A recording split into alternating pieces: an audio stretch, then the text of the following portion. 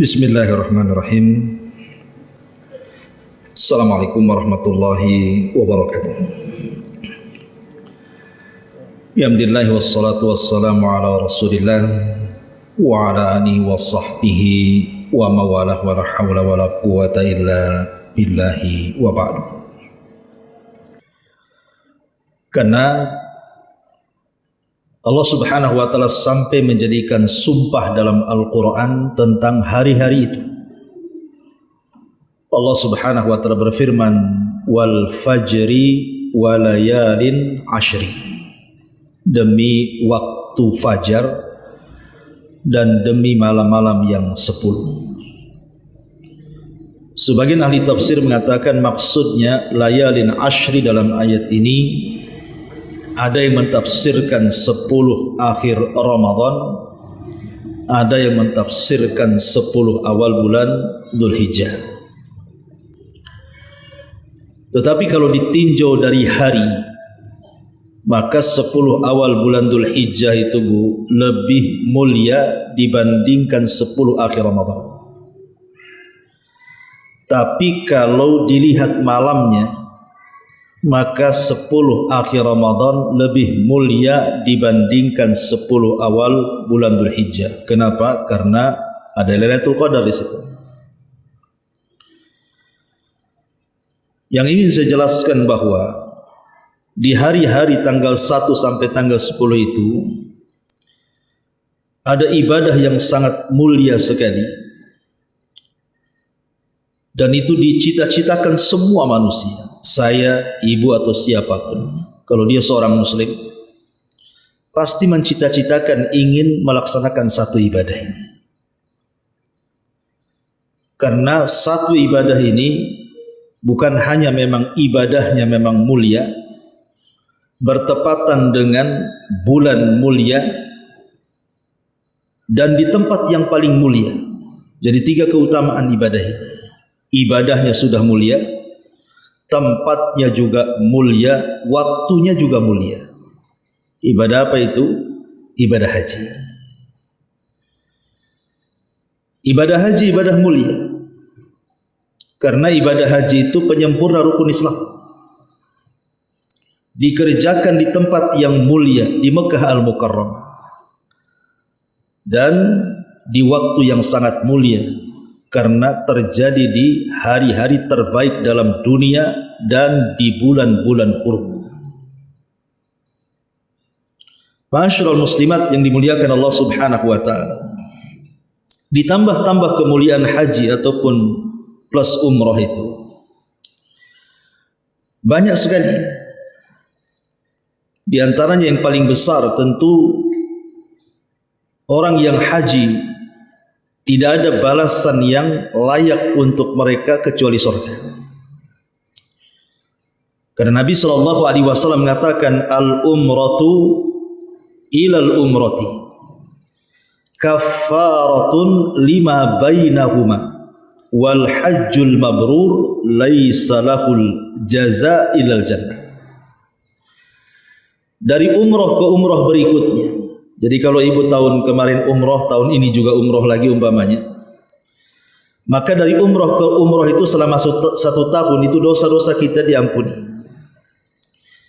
Tetapi haji yang mabrur, haji yang baik, maka tidak ada balasan yang layak untuk mereka kecuali sorga, kata Nabi. Siapa yang tidak ingin sorga? Semua ingin sorga. Karena itu kenikmatan abadi. Kesempurnaan yang kita inginkan itu semua ada di surga. Ma'asyiral muslimat yang dimuliakan Allah Subhanahu wa taala. Kemudian juga haji sendiri adalah termasuk seafdal-afdalnya amalan. Satu hari Nabi SAW ditanya, Rasul, amalan yang paling afdal itu apa? Maka Rasul mengatakan, imanun billahi wa rasuli. Pertama, Anda beriman kepada Allah dan Rasulnya. Kemudian dikatakan lagi, apalagi wahai Rasul? Maka Rasul mengatakan al-jihadu fi sabilillah, berjihad di jalan Allah. Kemudian dikatakan lagi, apa lagi wahai Rasul? Kata Rasulullah, hajjun mabrurun, haji yang mabrur. Lihat bagaimana haji dan mabrur ini disandingkan dengan jihad dan disandingkan dengan iman, menunjukkan bahwa haji mabrur itu haji yang paling afdal, amalan yang paling afdal. Karena jihad haji sendiri bagian daripada jihad. Jihad dengan harta dan dengan fisik. Karena kan tidak semua orang kaya mau haji. Hanya orang-orang yang terpanggil hatinya saja ingin haji. Berapa banyak orang-orang kaya yang sanggup haji, tak mau haji mereka. Padahal uangnya sudah cukup, dia pun sehat. Karena itu panggilan Allah Subhanahu wa ta'ala dan hidayah. Makanya kenapa kemudian haji sendiri bagian daripada jihad?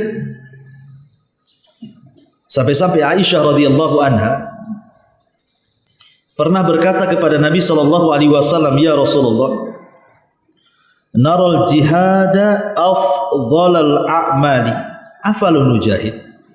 Rasul, saya lihat, kata Aisyah, bahwa orang yang jihad itu adalah orang yang melakukan amalan yang paling afdal. Lah kami para wanita, macam mana caranya berjihad?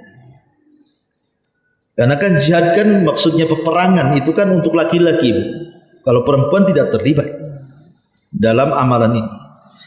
Sehingga Aisyah Ummul Mukminin cemburu, laki-laki enak bisa berjihad, bisa berperang, mati syahid. Lah kami, jihadnya apa? Kata Aisyah itu. Maka Ummul Mukminin radhiyallahu anha mengatakan, afala nujahid? Macam mana kami ingin berjihad wahai Rasul?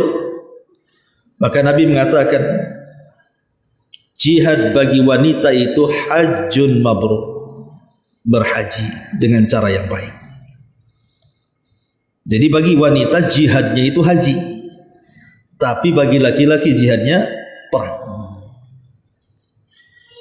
Belum lagi haji ini sebenarnya salah satu kunci dari kunci-kunci rizki sebenarnya. Makanya saya heran, ada orang yang sudah kaya takut haji, itu kenapa? Padahal haji itu adalah kunci kekayaan. Jadi kalau dia haji itu makin bertambah sebenarnya kekayaannya. Karena Nabi sendiri yang menjamin tentang hal itu. Kata Nabi SAW, tabi'u bainal haji wal umrah fa innahuma yanfiyanil faqra. Ikutilah haji dengan umrah, kata Rasul, karena keduanya bisa menghilangkan kefakiran. Jadi haji dan umrah itu sebab daripada sebab-sebab pintu-pintu rizki terbuka sebenarnya. Jadi jangan takut kalau umpamanya ada uang, berangkat. Kalau tidak bisa haji umrah, insya Allah Allah akan ganti itu uangnya. Toh juga uang yang ada di kita juga uangnya Allah kan gitu. Pasti Allah akan ganti. Tapi terkadang sifat bakhil itulah yang menghadang orang itu, akhirnya tidak mau berangkat, terlampau banyak dipikir.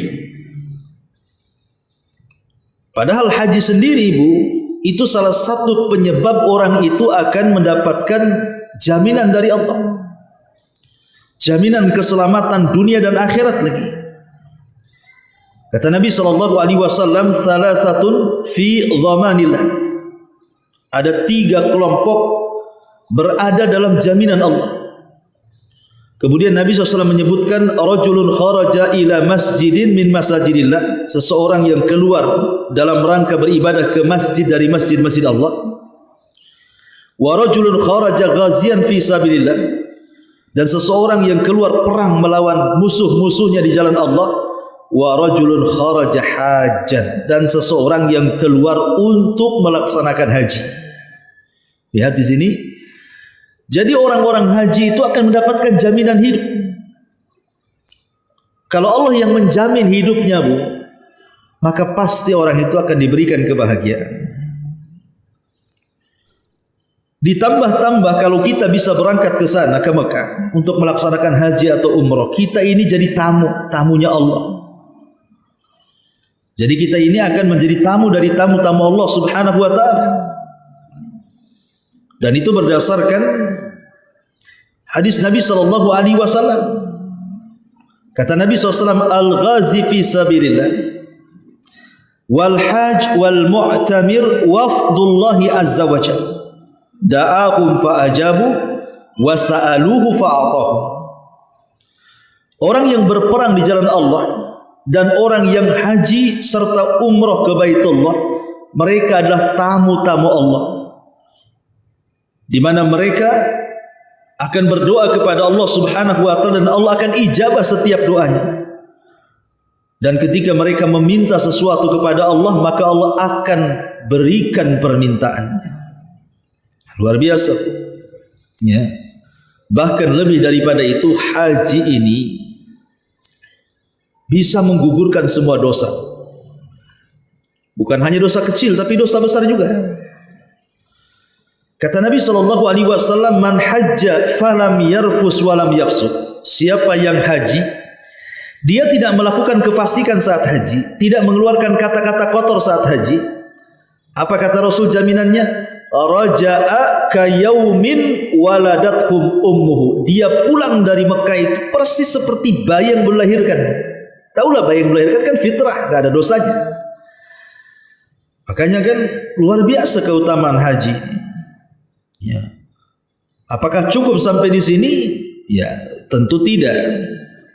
Tentu balasan yang paling besar dalam haji sudah saya jelaskan di awal, bahwa al-hajjul mabrur laisa lahul jaza ilal jannah. Bahwa haji yang mabrur itu tidak ada balasan yang pantas kecuali surga.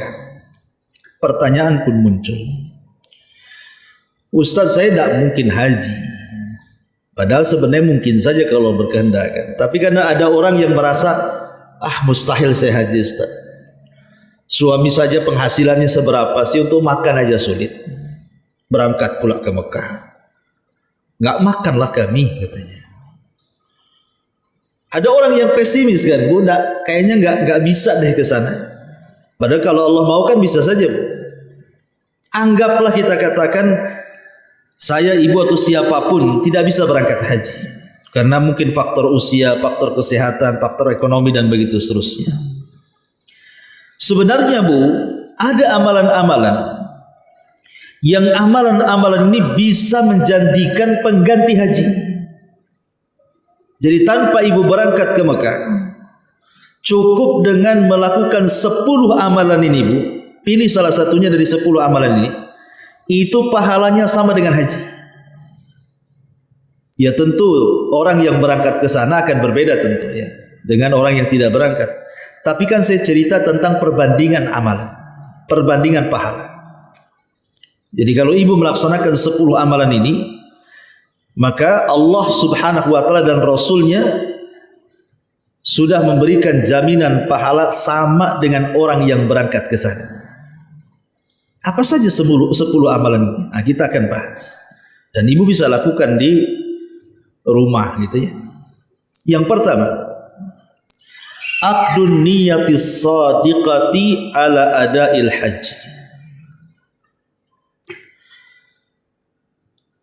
Keinginan kuat, keinginan yang jujur, niat yang jujur bahwa ibu itu ingin melaksanakan haji walaupun tidak mampu. Niatkan dari sekarang bahwa saya ingin haji. Kalaupun Allah takdirkan seandainya kita tidak bisa berangkat haji karena mungkin faktor usia, faktor kesehatan, faktor ekonomi dan faktor-faktor yang lainnya, maka dengan niat yang baik kita ini ingin berangkat hajimu, maka itu sudah dicatat pahala haji. Perhatikan hadis Nabi.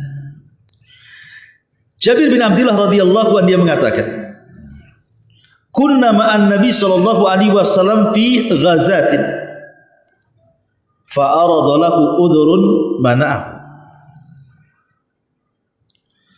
Kunna ma'an Nabi sallallahu alaihi wasallam fi ghazatin faqala inna bil madinati rijalan ma sirtum masiran wala qata'tum wadiyan illa kanu ma'akum habasakumul mardu.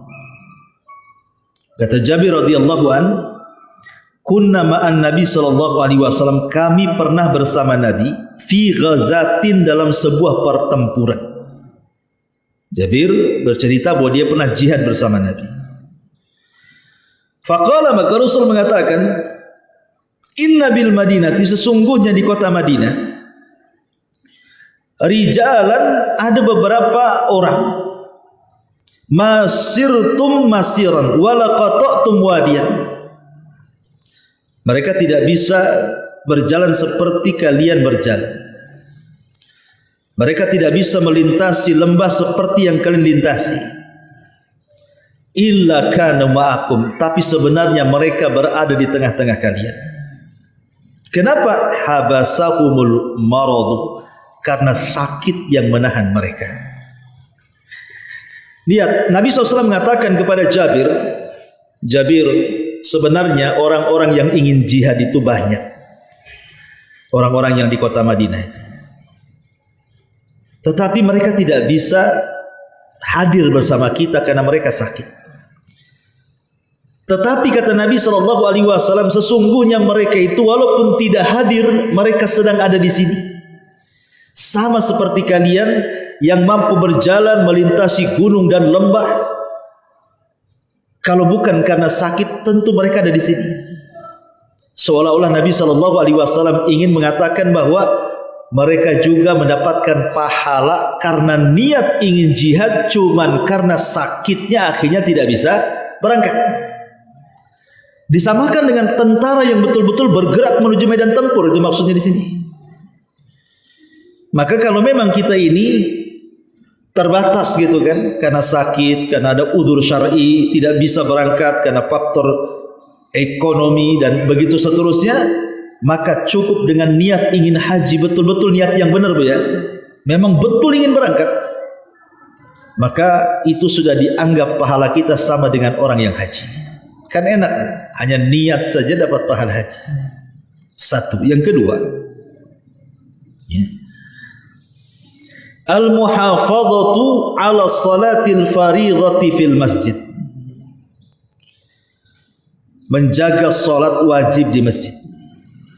Tentu bagi laki-laki, bagi wanita ya di rumah, menjaga salat wajib di rumah, karena pahala orang yang sholat di rumah bagi perempuan dengan laki-laki yang sholat di masjid itu sama pahalanya. Nabi SAW mengatakan dalam hadis Abu Umamah radhiyallahu an, man kharaja min baitihi mutatahhiran ila salatin maktubatin fa ajruhu ka ajril haji al muhrimi. Barang siapa yang keluar dari rumahnya, dia sudah bersih dari rumah itu, sudah bersih dari hadas besar, sudah bersih dari hadas kecil. Artinya kalau dia punya hadas besar, dia sudah mandi junub di rumah. Kalau dia punya hadas kecil, dia sudah berwudu dari rumah. Jadi memang bergerak dari rumah itu sudah suci. Jadi datang ke masjid sudah tidak wudu lagi. Kata Rasul SAW, siapa yang keluar dari rumahnya dalam kondisi suci menuju solat yang telah diwajibkan, zuhur, asar, maghrib, isya, subuh, balik lagi ke zuhur, maka Rasul mengatakan pahalanya sama dengan haji yang sedang ihram. Lihat ya. Kemudian kata Nabi SAW, wa man kharaja ila tasbihid duha, barang siapa yang keluarnya hanya ingin melaksanakan salat duha, memang tidak ada niat yang lain dari rumah, datang ke masjid ingin salat duha, fa ajruhu ka ajril mu'tamir, maka pahalanya sama dengan pahala umrah. Coba lihat di potongan yang pertama, orang yang betul-betul menjaga salat wajib, Bu, tetapi dengan catatan, nah ibu kan bisa nih kasih tahu suaminya, kalau bisa bang sebelum ke masjid wudu dulu di rumah gitu ya. Jadi berangkat tuh sudah suci. Dan dia betul-betul menjaga solatnya, kecuali karena ada udzur saja dia tidak bisa menjaga. Tapi kalau tidak ada udzur syar'i, dia tetap menjaga waktunya.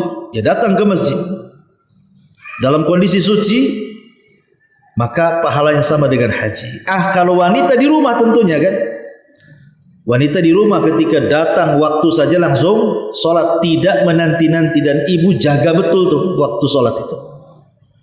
Ini juga yang kedua. Yang ketiga,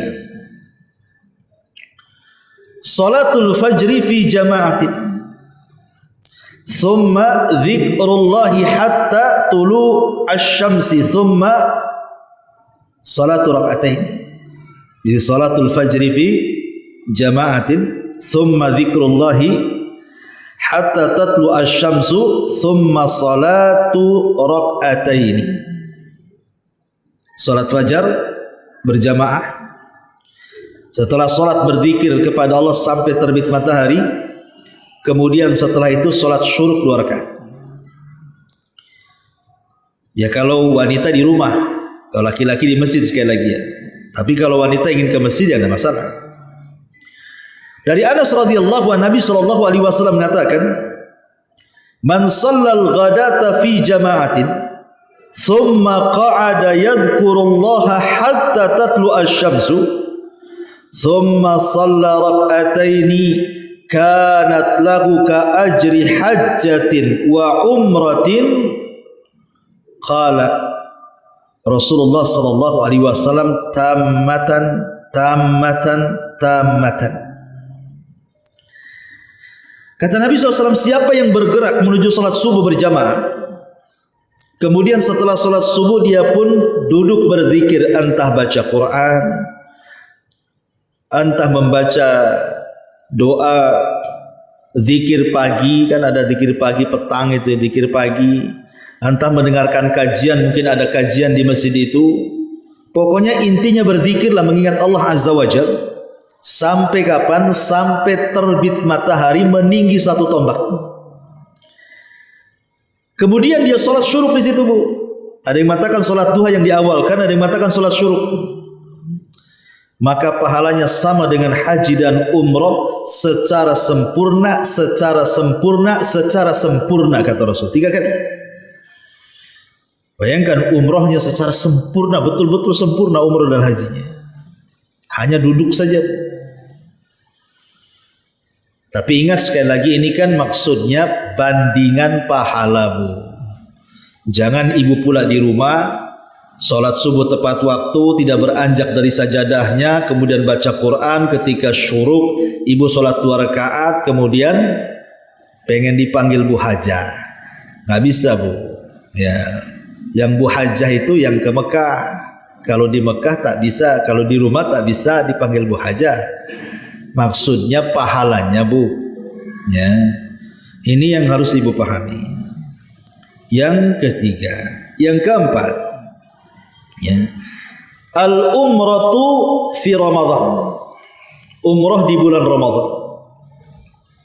Ya, kalau memang pahalanya ingin sama dengan haji, umrah di bulan Ramadan. Kalau umrah itu kan tidak terlalu mahal dan tidak harus menunggu berpuluh-puluh tahun. Yang penting ada duit, cari travel yang terpercaya, cari pembimbing yang memang dipercaya amanahnya sesuai dengan sunnah, ikut. Ya. Kata Nabi sallallahu alaihi wasallam, al-umratu fi Ramadan ka hajjati ma'i. Umrah di bulan Ramadan, kata Rasul, sama dengan berhaji bersamaku. Masya Allah ya. Sama dengan haji bersama Nabi itu. Umrah di bulan Ramadan itu. Bahkan Nabi SAW, tentu kalimat ini sebenarnya ada asbab burutnya. Kenapa Rasul mengatakan bahwa umrah di bulan Ramadan sama dengan haji bersamaku itu? Jadi Nabi SAW pernah berkata kepada seorang wanita Ansor. Ada wanita Ansor namanya Ummu Sinan. Di zaman itu ada seorang wanita Ansor namanya Ummu Sinan. Jadi Rasul mengatakan, ma mana'aki antakuni hajjati ma'ana. Kenapa? Apa yang mencegah kamu? Apa yang melarang kamu? Kok tidak haji bersamaku? Kata Nabi. Ada apa? Apa kau ada uzur atau apa? Kenapa enggak ikut haji? Kata Nabi. Ketika hajjatil wada. Qalat, maka dia mengatakan, nadhihani. kana li abi fulan ta'ni zawjuha hajja huwa wa ibnuhu ala ihdahuma wa kana al-akhar yasqi alaihi ghulamana. Karena kesibukan Rasul, karena kesibukan di mana suamiku haji, dia bersama anaknya dan yang lainnya harus menyirami kebun-kebunnya, sibuk dengan perkebunannya. Macam mana mau ditinggalkan, nanti rusak kan itu ya. Jadi seolah-olah sudahlah, yang penting suami saya dulu gitu maksudnya. Jadi dia bilang, maka Nabi SAW kalau begitu kamu bisa mengganti haji ini dengan cara umrah di bulan Ramadan. Dari situ Nabi SAW mengatakan umratun fi Ramadan ka hajjati ma'i. Umrah di bulan Ramadan sama dengan haji bersamaku. Ini yang keempat. Yang kelima, al-adhkar, berzikir ba'da salatil mafrudati, setelah melaksanakan salat wajib. Ini mudah ini. Kata Nabi SAW dari hadis Abu Hurairah radhiyallahu an, jadi ada orang-orang fakir, orang-orang miskin di zaman itu cemburu dengan orang-orang kaya. Jadi orang-orang miskin di zaman Rasul cemburu dengan orang-orang kaya, sehingga mereka mengatakan di hadapan Nabi SAW, "Zahaba ahlud dusur bil ujur," katanya. Rasul, enak kali orang kaya itu. Mereka membawa pahala apa yang kami tidak bawa. Mereka bisa haji, kami tak bisa haji. Mereka bisa umroh, kami tak bisa umroh. Mereka bisa berjihad, kami tak bisa berjihad. Mereka bisa bersedekah, kami pula tak bisa bersedekah. Enak kali orang-orang kaya itu, wahai Rasul. Maka Nabi SAW mengatakan, ala uhaddithukum bi amrin in akhadtum bihi adraktum man sabaqakum walam yudrikkum ahadun ba'dakum. Kata Nabi SAW, maukah ku ajarkan sebuah perkara kepada kalian, jika kalian mengambilnya maka kalian akan mendapatkan hal yang sama dengan mereka. Jadi Rasul selalu mengatakan, jangan sedih. Walaupun kau tidak bisa haji seperti mereka, umroh seperti mereka, jihad seperti mereka, sedekah seperti mereka, orang-orang kaya itu, engkau juga akan dapat seperti mereka kalau kalian mau melakukannya, kata Nabi.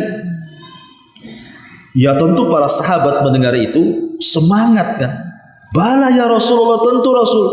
Sebutkan apa itu, katanya.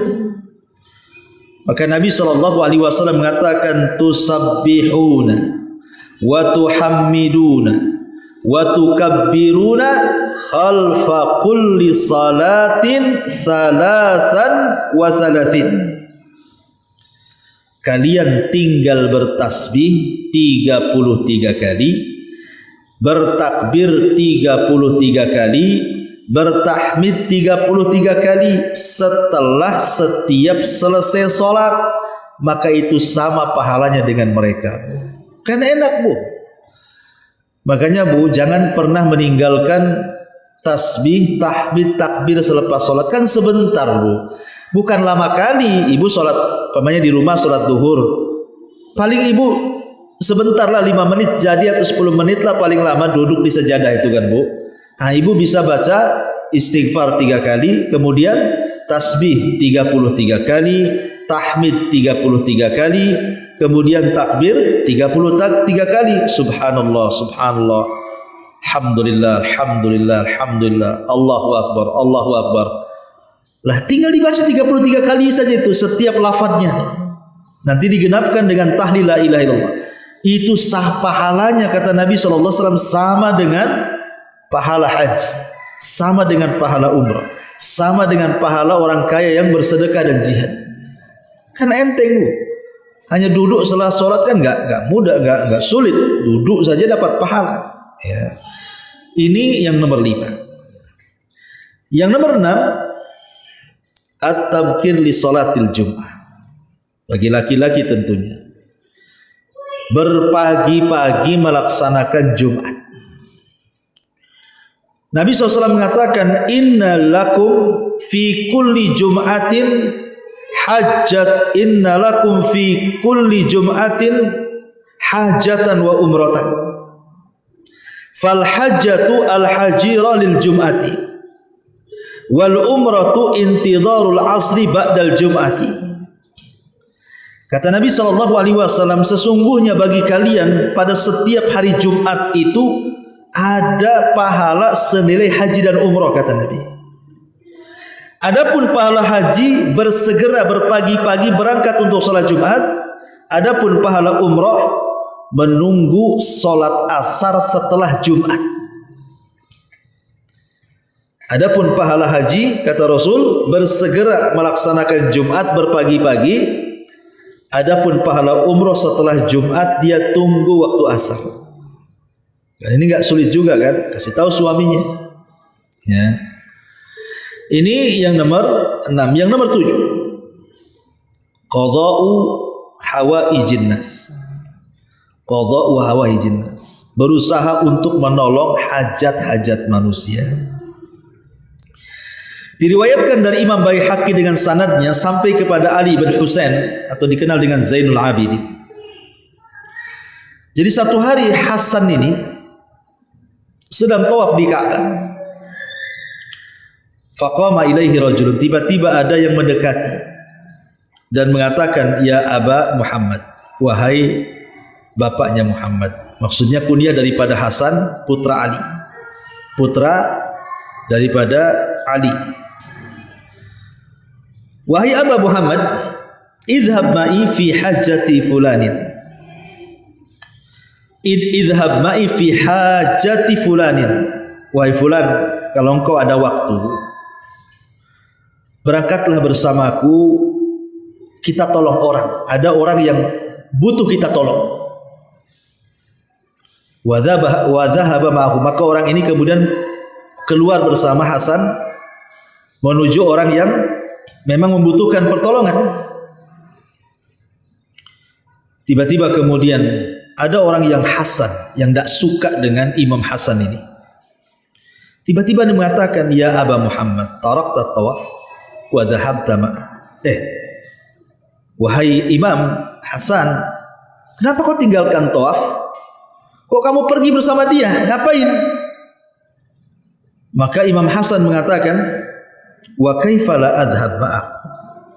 Bagaimana aku tidak pergi bersamanya? Afan di sini bukan Hasan ibn Ali ya, Hasan Al-Basri. Wa kaifa la adhhab ma'ahu wa Rasulullah sallallahu alaihi wasallam qala. Bagaimana aku tidak ikut bersamanya sementara Nabi SAW mengatakan, man dhahaba fi amri akhi fi amrin li akhihil muslim faqudiyat hajatuhu kutibat lahu hajatun wa umratun. Kata Hasan Al-Basri mengatakan kepada orang yang tidak suka dengan dia, kalian tidak tahu ya, Nabi berkata, siapa yang berangkat dalam sebuah keperluan bagi saudaranya yang muslim, maka dicatat padanya, kemudian dia bisa menyelesaikan hajatnya, maka dicatat padanya pahala haji dan umroh, katanya. Jadi ceritanya gini ya. Jadi Imam Hasan Al-Basri ini itu kan ulama tabi'in, generasi kedua setelah sahabat. Artinya dia mendapatkan zaman keemasan. Jadi dia sedang tawaf. Jadi suatu ketika dia sedang tawaf, tiba-tiba ada orang yang datang menghampiri dia. Wah Imam, ada waktu enggak? Kata Hasan Al-Basri, ada apa? Ada orang yang butuh kamu, butuh pertolongan kamu. Macam mana? Sementara dia sedang tawaf tuh, Bu, di Ka'bah tuh. Ditinggalkan tawafnya, langsung ikut orang ini menuju orang yang dimaksud. Lah rupanya ada orang yang tidak suka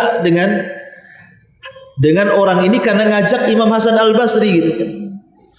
Jadi dia coba berkomunikasi dengan Hasan Al-Basri ini, ya Imam, kau tinggalkan tawaf ya? Kenapa kau ikut orang ini, katanya?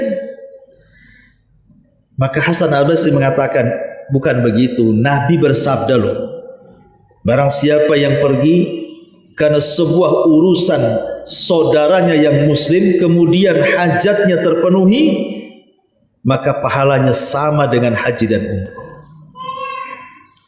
Jadi kalau seandainya ibu nih, ada kawannya yang berhajat sedang sakit, memang butuh biaya kan Bu ya, dan ibu ada keluasan harta, ingin nolong, ibu tolong pembiayaannya ke rumah sakitnya, obat-obatan sampai dia sembuh. Maka setelah dia sembuh Bu, ibu dapat pahala haji dan umrah. Walaupun terkadang mungkin ibu tidak mengeluarkan uang banyak, mungkin hanya dibawa ke rumah sakit, mungkin dikasih obat habis 300, anggaplah 500 ribu lah habisnya. Habis itu dia sembuh. Coba kalau ibu haji umrah, berapa tuh biaya yang ibu keluarkan kan? Ratusan juta Bu. Tapi cukup 500 ribu perak saja, membantu saudara yang sedang sakit kemudian sembuh, dibawa ke dokter, itu sudah mendapatkan pahala haji dan umrah. Gitu maksudnya. Nah, ini kan luar biasa. Ini yang ke berapa itu? Yang ke-7. Yang ke-8. Yang ke-6 ya. Yang sekarang yang ke-8. Birrul walidain. Birrul walidain, berbakti kepada kedua orang tua. Dijelaskan dalam hadis Anas bin Malik radhiyallahu an, ata rajulun Rasulullah sallallahu alaihi wasallam, ada seorang laki-laki datang kepada Nabi. Faqala, dia mengatakan, inni ashtahi al-jihad wala aqdir alaihi. Rasul, saya itu pengen jihad, tapi saya kayaknya nggak mampu. Karena jihad ini kan perlu kemampuan Bu, perlu keberanian. Nggak sembarang orang jihad itu, karena berat jihad itu bagi laki-laki, karena taruhannya nyawa masalahnya kan. Maka dia mengatakan, kayaknya aku nggak sanggup walaupun aku ingin jihad. Maka kemudian Nabi SAW mengatakan, hal baqi min walidaika ahad, apakah masih hidup salah seorang orang tuamu atau dua-duanya? Qala, iya, ibuku masih hidup tapi ayahku meninggal. Maka Nabi SAW mengatakan, kalau begitu pulanglah, berbaktilah kepada kedua orang tuamu. Fa idza fa'alta dzalik, kalau engkau melakukannya, fa anta hajin wa mu'tamir wa mujahid, engkau dianggap dapat pahala haji, engkau dianggap dapat pahala umrah, dan engkau sudah dianggap dapat pahala jihad. Dengan syarat apa? Harus mendapatkan keridhaan orang tuanya. Jadi ketika kita berbuat baik itu memang orang tua redha dengan kita, senang dengan kita, bangga dengan anaknya. Ya. Maka ini juga birrul walidain menunjukkan apa Bu? Pahalanya sama dengan haji umrah, bahkan sama dengan jihad. Kemudian yang ke-9, huduru majalisil ilmi, hadir di pengajian. Ini kayak sekarang ini Bu, ibu kan hadir di pengajian namanya kan. Setiap Rabu ibu kesini gitu kan. Jangan salah Bu, ibu jalan kaki dari rumah nih, yang gak seberapa jaraknya ini, datang ke Masjid Daul Ilmi ini, kemudian mendengarkan kajian ilmu di sini, itu pahala ibu Bu, itu sudah sama dengan pahala haji loh ya. Makanya jangan malas hadir di majelis taklim, ajak tetangga-tetangganya, kasih tahu bahwa hadir di majelis taklim loh sama dengan kita berangkat ke Mekah. Perhatikan hadisnya dari Abi Umamah radhiyallahu an, dari Nabi sallallahu alaihi wasallam, Rasul bersabda, man ghada ilal masjid la yuridu illa an yata'allama khairah aw yu'allimahu kana lahu ka ajri hajin tammata hajatu. Subhanallah, kata Rasul. Siapa yang berangkat menuju masjid, kan kita kan berada di masjid ibu berangkat dari rumah ke masjid sini di Daul Ilmi, la yuridu illa liyata'allama khairan, ibu tidak menghendaki apapun kecuali berangkatnya dari rumah ke masjid ini memang ingin belajar kebaikan, ingin mengenal mana yang halal, mana yang haram, mana yang baik, mana yang tidak, mana yang ikhlas, mana yang enggak ikhlas, pengetahuan soal ibadah. Pokoknya memang betul berangkat ke sini ingin belajar. ingin mengangkat kejahilan dari ibu untuk mengangkat kejahilan dari orang lain. Jadi berusaha tidak mencari kecuali kebaikan saja. Atau ibu yang datang mengajar, seperti saya yang datang ke sini ngajar, atau ibu yang datang belajar gitu ya. Apa kata Rasul? Dia dapat pahala haji secara sempurna hajinya. Masya Allah kan. Setiap Rabu ibu dapat pahala haji coba. Ustaz, kalau yang ngantuk macam mana Ustaz? Insya Allah dapat juga. Ya, insya Allah dapat. Tapi jangan pula memang pindah tempat tidur. Susah, saya nggak bisa tidur Ustaz. Tapi kalau di pengajian kok mesti tidur saya katanya. Jadi ini yang harus dipahami. Duduk di majelis taklim tidak ada niat kecuali ingin belajar. Nah, itu dapat pahala haji. Dan yang terakhir, yang kata para ulama, seorang istri meminta keridhaan suaminya. Ini khusus seorang istri ya. Seorang istri minta keridhaan kepada suaminya. Karena ada hadis Nabi SAW yang dikeluarkan Imam Baihaqi dan yang lainnya dari Asma bintu Yazid al-Ansari dari Bani Abdi Ashhal. Jadi Asma bintu Yazid ini satu hari mendatangi Nabi dan dia berada di tengah-tengah para sahabat. Tiba-tiba dia mengatakan, bi abi anta wa ummi ya Rasulullah, inni wafidatun nisa ilaik. Demi bapakku, engkau dan ibuku hai Rasul, aku ini utusan wanita datang kepada. Kemudian di ujung cerita wanita ini bertanya soal kewajiban dia kepada suaminya. Apa kata Nabi SAW? Maka mintalah keridhaan suamimu.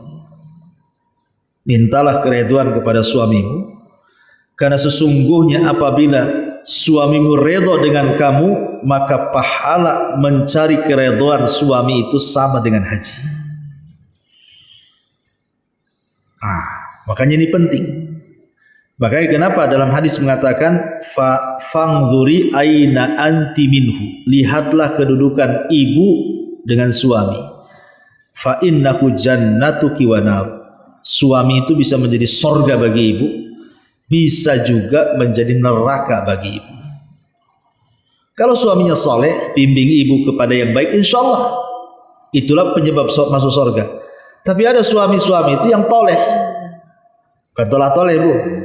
Toleh itu artinya lawan daripada soleh, maksiat kepada Allah, tidak pernah mengarahkan kebaikan kepada suaminya. Ini payah nih, nahkoda ini ngantarkan ke neraka namanya nih. Ibu harus mawas diri. Ya, pandai-pandai menjaga diri walaupun nahkodanya ngarahkan ke neraka, jangan mau. Ibu tetap ngarah ke surga. Jadi inilah 10 amalan yang disebutkan oleh Nabi SAW tentang amalan-amalan yang sebanding dengan haji. Wallahu a'lam bu. Silakan kalau ada yang mau bertanya, kita buka tanya jawab, silakan.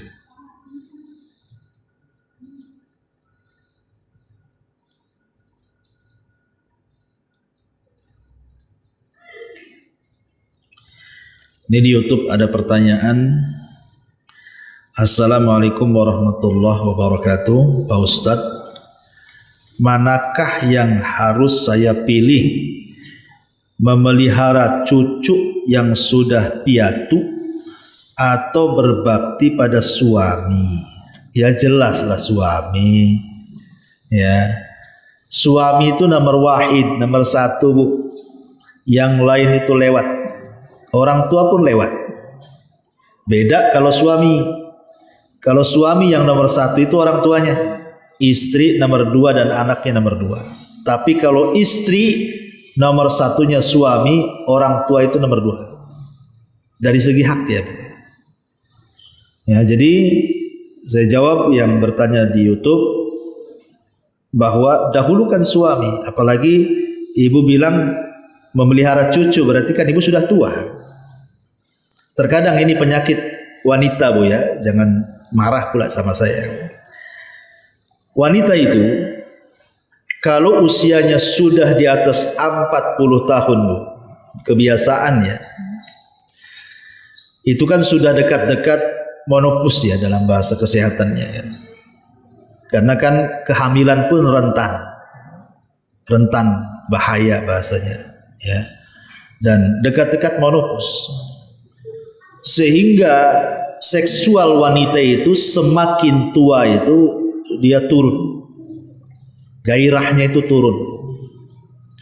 Itu pula yang kemudian menjadikan istri itu ketika di masa tua itu malas semuanya, malas dandan, malas melayani suami karena nggak ada mood.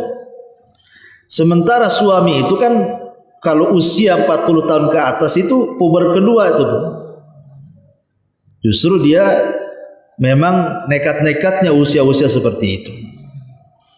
Makanya seorang istri harus memahami bahwa semakin tua itu bukan berarti kemudian ngapain saya dandan sudah tua Pak Ustadz. Enggak begitu. Dandan kan ibadah, Ibu, bukan masalah tua atau mudanya ibu, tidak. Dengan berdandannya ibu loh, itu sudah berpahala. Jangan mikir tua muda, yang penting saya berdandan. Ya tapi jangan berlebihan pula. Udah tua bedak pula 2 cm kan itu. Ya nggak bagus ya, maksudnya dandan yang benar. Bagaimana ibu pernah muda seperti itulah dandan. Seandainya ibu sudah berdandan, Bu, kok suami tak tertarik, nggak ada urusan.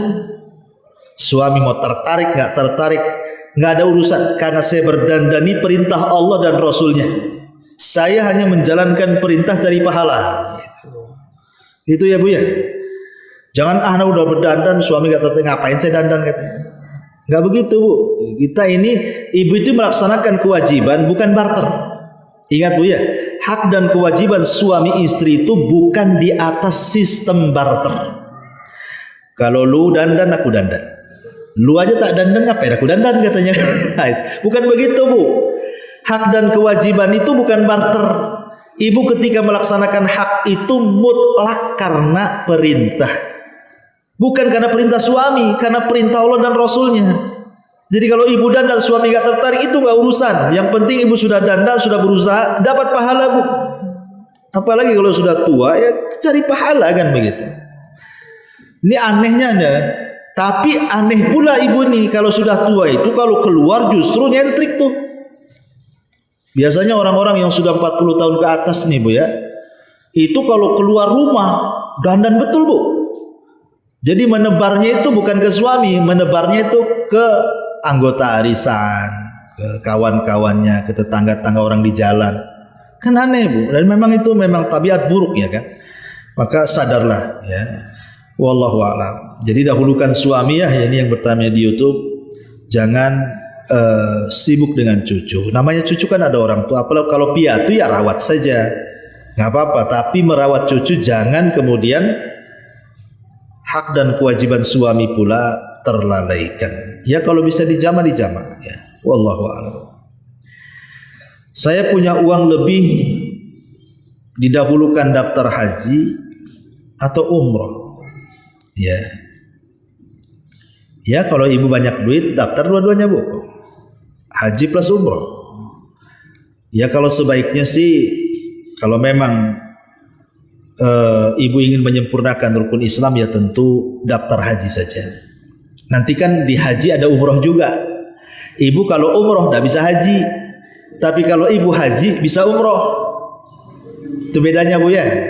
Umpamanya ibu nih umroh bulan Agustus nanti ini setelah bulan haji, ya ibu umroh saja.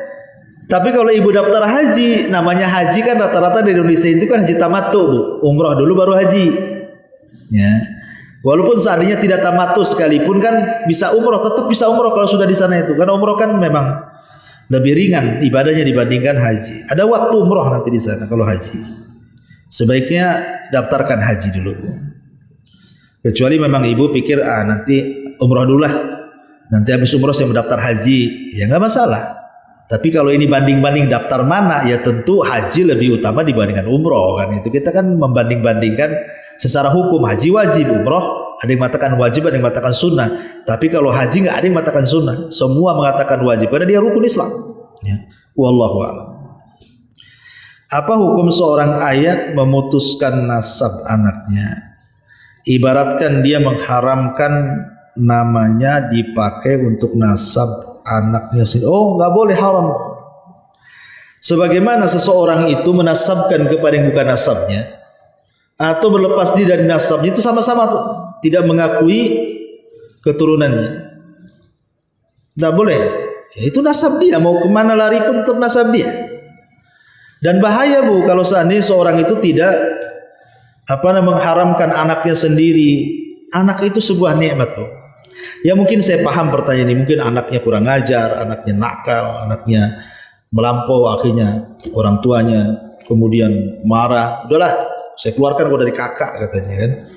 Nggak ada lagi kau nasab-nasab sama aku gitu.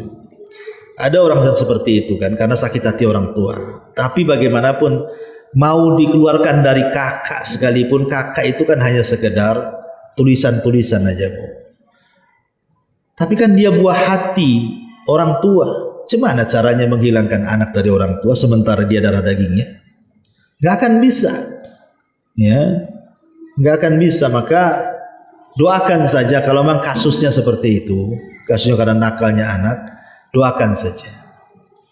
Semoga mereka dapat hidayah. Siapa yang tahu Bu, setelah umpamanya orang tuanya meninggal, anaknya yang tadi nakal-nakalnya luar biasa itu tiba-tiba taubat pula dia. Mana yang tahu? Tahu mendoakan kita pula. Hidayah itu tidak tahu kecuali Allah.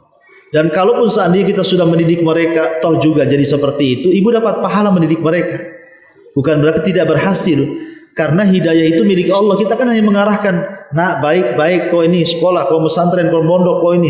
Kita sudah berusaha orang tua, tiba-tiba anak jadi ujian orang tua, itu kita dapat pahala.